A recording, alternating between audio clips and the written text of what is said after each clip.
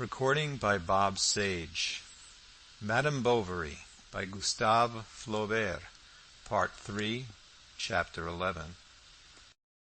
The next day Charles had the child brought back. She asked for her mamma. They told her she was away, that she would bring her back some playthings. Bertha spoke of her again several times, then at last thought no more of her. The child's gaiety broke Bovary's heart, and he had to bear besides the intolerable consolations of the chemist. Money troubles soon began again. Monsieur Lheureux urging on anew his friend Vincart, and Charles pledged himself for exorbitant sums, for he would never consent to let the smallest of the things that had belonged to her be sold. His mother was exasperated with him. He grew even more angry than she did. He had altogether changed. She left the house. Then everyone began taking advantage of him. Mademoiselle Lempereur presented a bill for 6 months' teaching, although Emma had never taken a lesson. Despite the receipted bill she had shown Bovary, it was an arrangement between the two women. The man at the circulating library demanded 3 years' subscriptions. Mere Rollet claimed the postage due for some 20 letters, and when Charles asked for an explanation, she had the delicacy to reply, "Oh, I don't know. It was for her business affairs." With every debt he paid, Charles thought he had come to the end of them, but others followed ceaselessly. He sent in accounts for professional attendance. He was shown the letters his wife had written. Then he had to apologize. Félicité now wore Madame Bovary's gowns. Not all, for he had kept some of them, and he went to look at them in her dressing-room, locking himself up there. She was about her height, and often Charles, seeing her from behind, was seized with an illusion and cried out, "Oh, stay, stay!"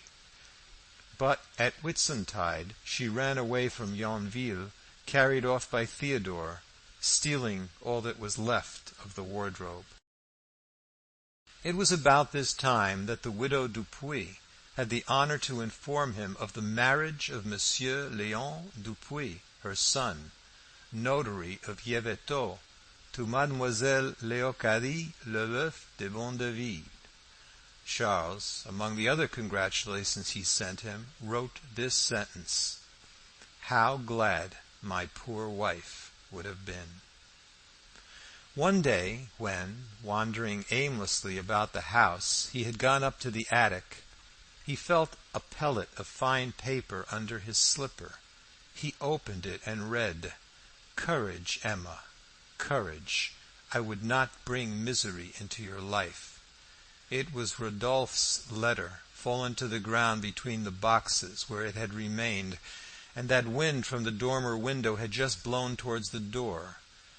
And Charles stood motionless and staring in the very same place where, long ago, Emma, in despair, and paler even than he, had thought of dying.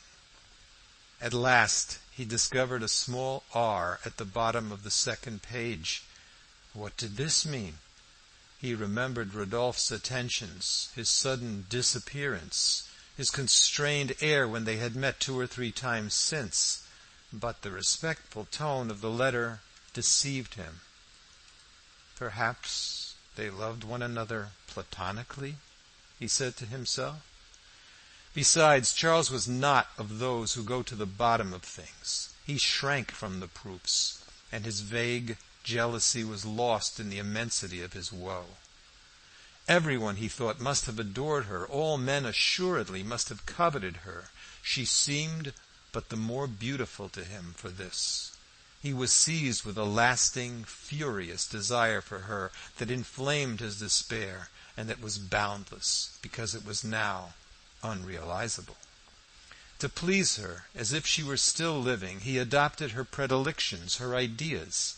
He bought patent leather boots, and took to wearing white cravats. He put cosmetics on his moustache, and, like her, signed notes of hand.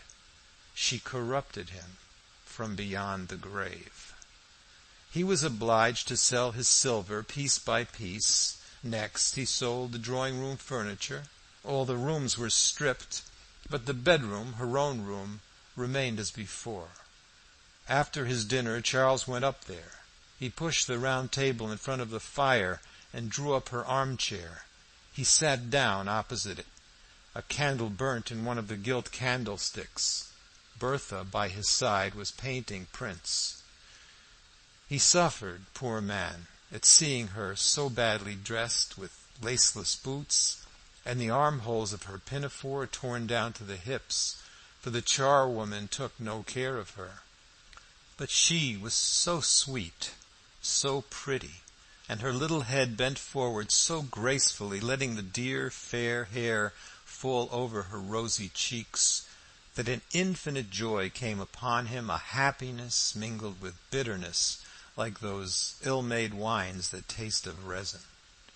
He mended her toys, made her puppets from cardboard, or sewed up half-torn dolls. Then, if his eyes fell upon the work-box, a ribbon lying about, or even a pin left in a crack of the table, he began to dream, and looked so sad that she became as sad as he. No one now came to see him, for Justin had run away to Rouen, where he was a grocer's assistant, and the druggist's children saw less and less of the child, Monsieur Homais not caring, seeing the difference of their social position, to continue the intimacy. The blind man, whom he had not been able to cure with the pomade, had gone back to the hill of Bois Guillaume, where he told the travellers of the vain attempt of the druggist, to such an extent that Homais, when he went to town, hid himself behind the curtains of the Hirondelle to avoid meeting him. He detested him, and wishing, in the interests of his own reputation, to get rid of him at all costs, he directed against him a secret battery that betrayed the depth of his intellect and the baseness of his vanity. Thus, for 6 consecutive months one could read in the Fanal de Rouen editorials such as these: "All who bend their steps toward the fertile plains of Picardy have, no doubt, remarked by the Bois Guillaume hill a wretch suffering from a horrible facial wound. He importunes, persecutes one, and levies a regular tax on all travellers. Are we still living in the monstrous times of the Middle Ages, when vagabonds were permitted to display on our public places leprosy and scrofulas they had brought back from the Crusades? Or, in spite of the laws against vagabondage, the approaches to our great towns continue to be affected by bands of beggars. Some are seen going about alone, and these are not, perhaps, the least dangerous. What are our idyls about?" Then Homais invented anecdotes. Yesterday, by the Bois Guillaume hill, a skittish horse, and then followed the story of an accident caused by the presence of the blind man. He managed so well that the fellow was locked up, but he was released. He began again, and Homais began again. It was a struggle. Homais won it, for his foe was condemned to lifelong confinement in an asylum. This success emboldened him, and henceforth there was no longer a dog run over, a barn burnt down, a woman beaten in the parish, of which he did not immediately inform the public, guided always by the love of progress and the hate of priests. He instituted comparisons between the elementary and clerical schools, to the detriment of the latter, called to mind the massacre of St. Bartholomew a propos of a grant of 100 francs to the church, and denounced abuses, aired new views. That was his phrase. Homais was digging and delving. He was becoming dangerous.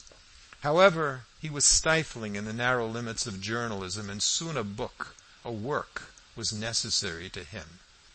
Then he composed General Statistics of the Canton of Yonville, followed by climatological remarks. The statistics drove him to philosophy. He busied himself with great questions, the social problem, moralization of the poorer classes, pisciculture, caoutchouc, railways, etc. He even began to blush at being a bourgeois. He affected the artistic style. He smoked. He bought 2 chic Pompadour statuettes to adorn his drawing-room. He by no means gave up his shop. On the contrary, he kept well abreast of new discoveries. He followed the great movement of chocolates. He was the first to introduce cocoa and revalenta into the Seine inférieure. He was enthusiastic about the hydroelectric pulver-matcher chains. He wore one himself. And when at night he took off his flannel vest, Madame Homais stood, quite dazzled, before the golden spiral beneath which he was hidden, and felt her ardor redouble for this man more bandaged than a Scythian, and splendid as one of the Magi. He had fine ideas about Emma's tomb. First he proposed a broken column with some drapery, next a pyramid, then a temple of Vesta, a sort of rotunda, or else a mass of ruins. And in all his plans Homais always stuck to the weeping willow, which he looked upon as the indispensable symbol of sorrow. Charles and he made a journey to Rouen together to look at some tombs at a funeral furnisher's, accompanied by an artist, one Vaufrylard, a friend of Bridoux's, who made puns all the time. At last, after having examined some 100 designs, having ordered an estimate, and made another journey to Rouen, Charles decided in favor of a mausoleum, which on the 2 principal sides was to have a spirit bearing an extinguished torch. As to the inscription, Homais could think of nothing so fine as Sta Viator, rest traveler, and he got no further. He racked his brains. He constantly repeated Sta Viator. At last he hit upon Amabilem conjugem calcas, tread upon a loving wife, which was adopted. A strange thing was that Bovary, while continually thinking of Emma, was forgetting her. He grew desperate as he felt this image fading from his memory in spite of all efforts to retain it. Yet every night he dreamt of her. It was always the same dream. He drew near her, but when he was about to clasp her, she fell into decay in his arms. For a week he was seen going to church in the evening. Monsieur Bournisien even paid him 2 or 3 visits, then gave him up. Moreover, the old fellow was growing intolerant. Fanatic, said Homais. He thundered against the spirit of the age, and never failed every other week in his sermon to recount the death agony of Voltaire, who died devouring his excrements, as everyone knows. In spite of the economy with which Bovary lived, he was far from being able to pay off his old debts. Lheureux refused to renew any more bills. A distraint became imminent. Then he appealed to his mother, who consented to let him take a mortgage on her property, but with a great many recriminations against Emma, and in return for her sacrifice she asked for a shawl that had escaped the depredations of Félicité. Charles refused to give it her. They quarreled. She made the first overtures of reconciliation by offering to have the little girl, who could help her in the house, to live with her. Charles consented to this, but when the time for parting came, all his courage failed him, and there was a final, complete rupture. As his affections vanished, he clung more closely to the love of his child. She made him anxious, however, for she coughed sometimes, and had red spots on her cheeks. Opposite his house, flourishing and merry, was the family of the chemist, with whom everything was prospering. Napoleon helped him in the laboratory. Athalie embroidered him a skull-cap. Irma cut out rounds of paper to cover the preserves, and Franklin recited Pythagoras' table in a breath. He was the happiest of fathers, the most fortunate of men. Not so. A secret ambition devoured him. Homais hankered after the cross of the Legion of Honor. He had plenty of claims on it. First, having at the time of the cholera distinguished myself by boundless devotion. Second, by having published, at my expense, various works of public utility, such as, and he recalled his pamphlet entitled Cider, its manufacture and effects, besides observation of the lanigerous plant louse sent to the Academy, his volume of statistics, and down to his pharmaceutical thesis, without counting that I am a member of several learned societies. He was a member of a single one. In short, he cried, making a pirouette, if it were only for distinguishing myself at fires. Then Homais inclined towards the government. He secretly did the prefect great service during the elections. He sold himself, in a word, prostituted himself. He even addressed a petition to the sovereign in which he implored him to do him justice. He called him our good king, and compared him to Henry IV. And every morning the druggist rushed for the paper to see if his nomination were in it. It was never there. At last, unable to bear it any longer, he had a grass plot in his garden designed to represent the Star of the Cross of Honor, with two little strips of grass running from the top to imitate the riband. He walked round it with folded arms, meditating on the folly of the government and the ingratitude of men. From respect, or from a sort of sensuality that made him carry on his investigations slowly, Charles had not yet opened the secret drawer of a rosewood desk which Emma had generally used. One day, however, he sat down before it, turned the key, and pressed the spring. All Léon's letters were there. There could be no doubt this time. He devoured them to the very last, ransacked every corner, all the furniture, all the drawers, behind the walls, sobbing, crying aloud, distraught, mad. He found a box and broke it open with a kick. Rodolphe's portrait flew full in his face in the midst of the overturned love letters. People wondered at his despondency. He never went out, saw no one, refused even to visit his patients. Then they said he shut himself up to drink. Sometimes, however, some curious person climbed onto the garden hedge and saw with amazement this long, bearded, shabbily clothed wild man, who wept aloud as he walked up and down. In the evening in the summer he took his little girl with him and led her to the cemetery. They came back at nightfall, when the only light left in the place was that of Binet's window. The voluptuousness of his grief was, however, incomplete, for he had no one near him to share it, and he paid visits to Madame Lefrançois to be able to speak of her. But the landlady only listened with half an ear, having troubles like himself. For Lheureux had at last established the Favorite de Commerce, and Hivert, who enjoyed a great reputation for doing errands, insisted on a rise of wages and was threatening to go over to the opposition shop. One day, when he had gone to the market at Argueil to sell his horse, his last resource, he met Rodolphe.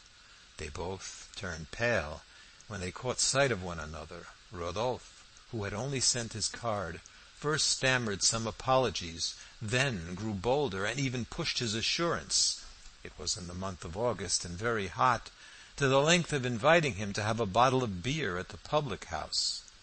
Leaning on the table opposite him, he chewed his cigar as he talked, and Charles was lost in the reverie at this face that she had loved. He seemed to see again something of her in it. It was a marvel to him. He would have liked to have been this man. The other went on talking agriculture, pasturage, filling out with banal phrases all the gaps where an allusion might slip in. Charles was not listening to him. Rodolphe noticed it, and he followed the succession of memories that crossed his face. This gradually grew redder. The nostrils throbbed fast, the lips quivered. There was at last a moment when Charles, full of sombre fury, fixed his eyes on Rodolphe, who, in something of fear, stopped talking. But soon the same look of weary lassitude came back to his face. "I don't blame you," he said. Rodolphe was dumb, and Charles, his head in his hands, went on in a broken voice and with the resigned accent of infinite sorrow. "No, I don't blame you now." He even added a fine phrase, the only one he ever made. "It is the fault of fatality." Rodolphe, who had managed the fatality, thought the remark very offhand from a man in his position, comic even, and a little mean. The next day Charles went to sit down on the seat in the arbor. Rays of light were straying through the trellis. The vine leaves threw their shadows on the sand. The jasmines perfumed the air. The heavens were blue. Spanish flies buzzed round the lilies in bloom, and Charles was suffocating like a youth beneath the vague love influences that filled his aching heart. At 7 o'clock little Berthe, who had not seen him all the afternoon, went to fetch him to dinner. His head was thrown back against the wall, his eyes closed, his mouth open, and in his hand was a long tress of black hair. "Come along, papa," she said, and thinking he wanted to play, she pushed him gently. He fell to the ground. He was dead. 36 hours after, at the druggist's request, Monsieur Cavignet came thither. He made a post-mortem and found nothing. When everything had been sold, 12 francs 75 centimes remained, that served to pay for Mademoiselle Bovary's going to her grandmother. The good woman died the same year. Old Rouault was paralyzed, and it was an aunt who took charge of her. She is poor, and sends her to a cotton factory to earn a living. Since Bovary's death, 3 doctors have followed one another at Yonville, without any success, so severely did Homais attack them. He has an enormous practice. The authorities treat him with consideration, and public opinion protects him. He has just received the Cross of the Legion of Honor. End of Part 3, Chapter 11. Recording by Bob Sage. End of Madame Bovary by Gustave Flaubert. Translated by Eleanor Marks Aveling.